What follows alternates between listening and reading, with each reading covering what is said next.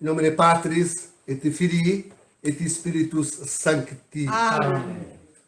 Então, caríssimos, estamos aí no 15º domingo depois de Pentecostes. E nós temos esse evangelho. É que esse evangelho pode ser lido de muitos anos, um histórico. Eu já falei aqui, então pode-se procurar os sermões referente a esse dia, nesse sentido de uma visão histórica, que sempre acompanha as nossas reflexões, na verdade. Mas tem um outro sentido que pode ser realmente explorado, que é Jesus falando de si mesmo e especialmente de sua mãe. Porque a gente pode pegar cada um dos personagens e ficar aqui colocando Jesus e Maria, né?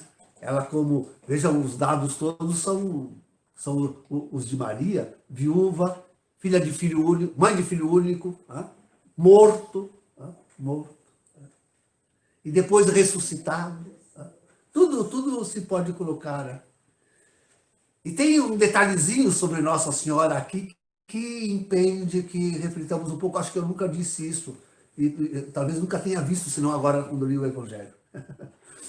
Que diz assim que o Jesus, tendo ressuscitado o garoto, o menino, entregou ele para a sua mãe.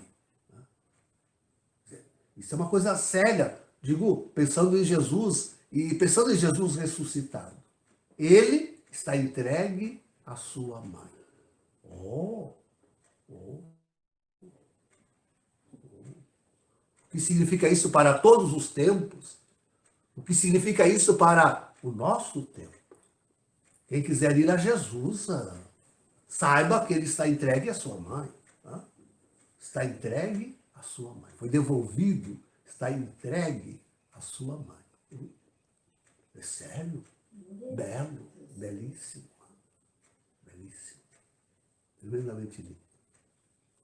Mas não, eu queria refletir ainda sobre outros detalhes da perícopa. Vejam que, sim, esta envolve um pouco aquele sentido histórico de que eu tratava, mas, enfim, vem Jesus com os seus discípulos. Vem Jesus caminhando em direção a uma cidade com os seus discípulos. E os seus discípulos somos nós. São aqueles que, enfim, são batizados no nome do Senhor Jesus e o seguem. Mas não diz que ele via só com seus discípulos. Diz que além dos seus discípulos se arrastava atrás de Jesus uma multidão de povo. Uma multidão de povo. E esses não se diz que sejam discípulos, mas são o povo. E aqui fazer uma reflexão também esta séria, é que a Santa Igreja, queridos, nesse transcorrer dos séculos, arrastou junto consigo, em pós a si,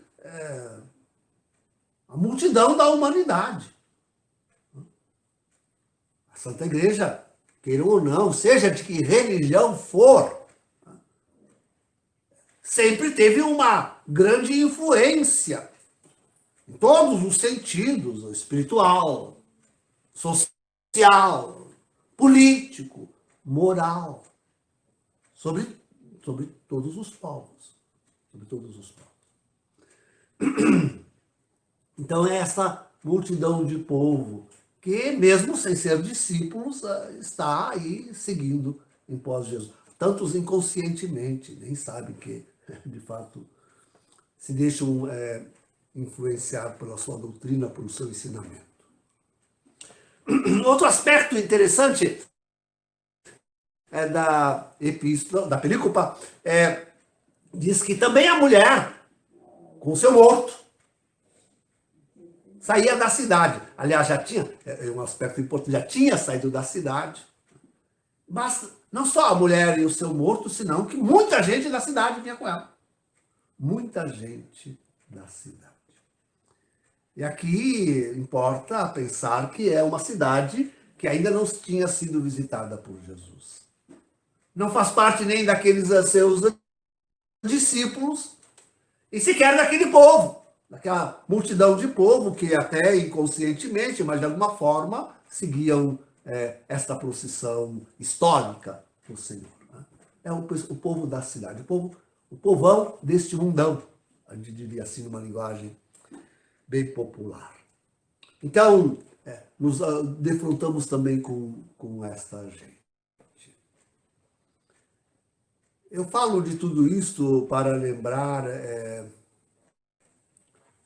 algo realmente estarrecedor e triste, que, bom, essa semana vimos muita coisa tremenda, né? Mas que vem do Vaticano, que vem do Antipapa Francisco. E a essa eu não me referi ainda durante a semana. Trata-se daquelas 3 entrevistas que ele deu a Carlo Petrini, o gastrônomo agnóstico e comunista, amigo que se fez amigo de Francisco. Aliás, não só este gastrônomo é um dos da cidade que são amigos de Francisco, como temos também aquele outro famoso, se não me engano o nome dele agora sob pressão, não consigo recordar direito, depois recordarei, mas o Scalfari, este é latino, este é romano, aquele jornalista com o qual de vez em quando Francisco também. E quanto é importante nós nos aproximarmos dessas entrevistas, porque aqui nós pegamos Francisco naquilo que é realmente a sua alma. Né? Aquilo que é realmente a sua alma. Queridos, é estarrecedor pensar como este homem realmente, falo de Francisco, mas também falo de Petrini, de Scalfari e de todos os habitantes da cidade, que realmente estão longe, muito longe de Deus, da sua igreja e de qualquer admissão de influência da sua igreja. Porque hoje isso é consciente. Eles rejeitam, eles perseguem, eles têm o propósito de destruir a Santa Igreja de Deus. Esse é o primeiro propósito de Francisco. Este é o primeiro propósito de Francisco. Lavrado, por sinal, naquela primeira exortação apostólica pós-sinodal, Evangelii Gaudium, que traz o seu programa de desgoverno e de destruição do pontificado e da Santa Igreja Católica. Porque um dos pontos que ele trata ali ele despreza, Francisco despreza tremendamente a moral católica. Ele despreza a moral católica. Gente, para ele a igreja é algo de realmente terrível que tenha acontecido com a cidade, com a humanidade. Ele quisera realmente suplantá-la. Total, todos os seus vestígios. Alguém ainda tentando defender Francisco? Sim, com certeza defenderão a maioria, a grande massa daqueles que seguem o morto. E a sua mãe, né? Isto é a cidade sem Deus, sem o Espírito de Cristo. A grande maioria deste povo estará sempre querendo... Alguém teve a coragem de querer ver o ensinamento de Francisco aí para este Petrini na tradição da igreja, né? E com os padres antecessores de Francisco. Não esses pós-conciliares, mas os anteriores. Né? Mas Francisco teve a pérola de dizer esta semana que os prazeres da mesa, ele fala um gastrônomo, Petrini é um gastrônomo, pois ele diz que os prazeres da mesa e os prazeres do sexo são divinos. Mas até aí tudo bem, Até aí, com certeza, nada esfoge a Deus. Dizemos sim, com a tradição da igreja, nada esfoge a Deus. Mas o que ele diz em seguida é que é o escândalo, porque ele coloca isso como expurgindo a igreja. Diz ele, não tem nada a ver com igreja católica, com qualquer outra igreja, com religião, não tem nada a ver, é puramente divino. Como assim puramente divino? Quer dizer que Deus e nosso Senhor não repartiram conosco, isto é, os fiéis, os discípulos, e aquela multidão de povo que segue os fiéis e os discípulos, não repartiu alguma riqueza sua conosco? Mas este homem não conhece a igreja. Ele não sabe o que é a igreja católica. Imagina querer tê-lo como papa, gente. Isso é um absurdo. Isto é um absurdo somente suportado por uma época em que a iniquidade tomou conta de todos os corações. Senão não se suportaria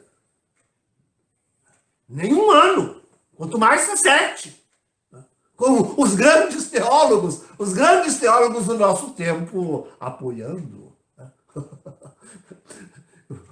E cardeais, e bispos, e padres, enfim, apoiando. Não se suportaria um ano, quanto mais 7, da destruição deste homem. Mas como se houvesse alguma riqueza em Deus que não fosse partilhada pela igreja, com a igreja, fugisse da igreja e do seu poder.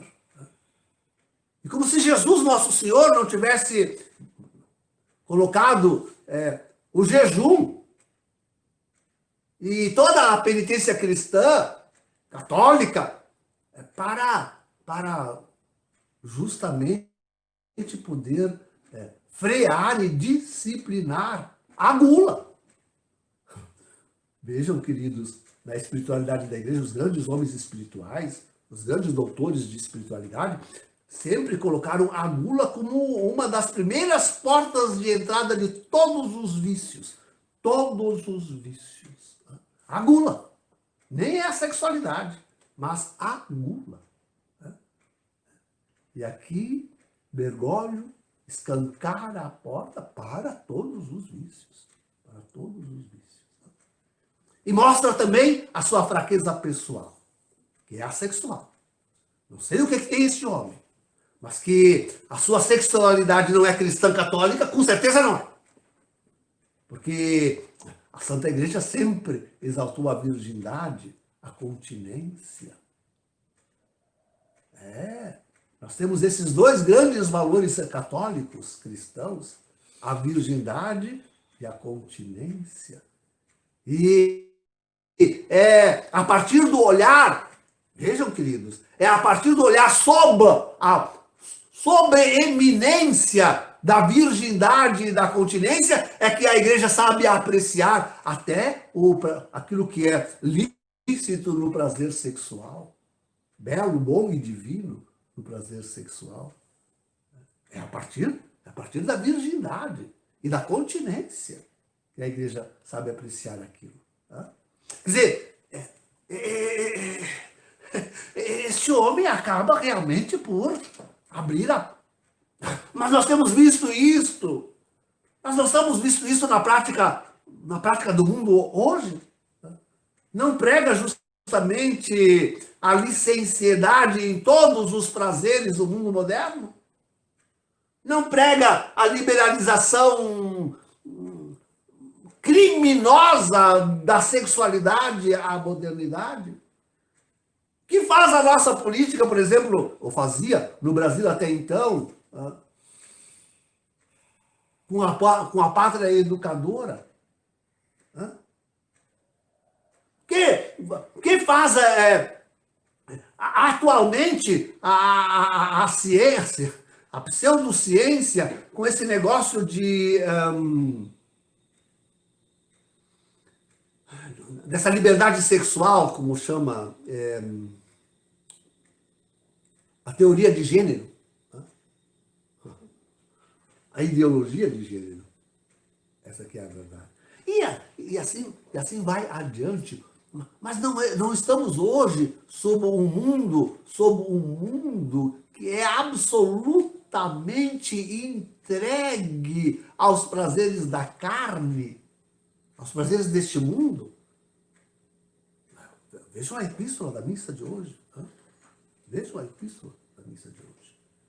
Não está este mundo completamente abandonado a todos os vícios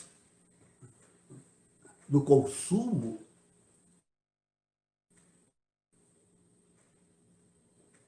do prazer sexual? E não é isto que Bergoglio prega e promove? Inclusive, chegando à beira, porque lá está, ele trouxe para o redor de si muitos daqueles que apoiam, por exemplo, o próprio aborto. Né? Chega-se a isso. No extremo do prazer sexual, chega-se à exigência do aborto. Então, queridos, nós vemos realmente a moral católica completamente destruída por este homem, como se Deus nada tivesse a ver com a Santa Igreja Católica. Como se Deus nada tivesse... Esse é o ato supremo de ignomínia desse homem. Como se Deus não tivesse nada a ver com a Santa Igreja Católica. Este é o ponto. Este é o ponto. Olha que coisa que se esconde atrás de tudo isso. O que se esconde atrás de tudo isso? E por isso mesmo nós, advertidos do tempo que vivemos, olha as escrituras que nos falaram hoje, advertidos do tempo que nós vivemos, que é o tempo do fim, que são os últimos tempos. Tá? Mais do que nunca nos vemos contritos, constringidos a buscar o bem daqueles que ainda querem o bem. Não aqueles da cidade, que nos perseguem, nos odeiam e nos destroem. Né? Junto com a multidão do povo, que antes até seguia a Santa Igreja sem acordar-se de si. Né? Mas realmente, como diz a epístola, aos fiéis, aqueles que estão conosco. Aliás, nós nos reunimos com os poucos fiéis, a fim de podermos viver com eles a verdadeira caridade entre nós. Entre nós. Outro jeito não encontramos mais, queridos. Outro jeito não dá mais. A cidade, eu digo essa cidade do Evangelho de hoje, a Naim sem Cristo, sem a sua visita, invadiu o mundo e a contra-igreja. Em nome do Pai, do Filho e do Espírito Santo. Amém.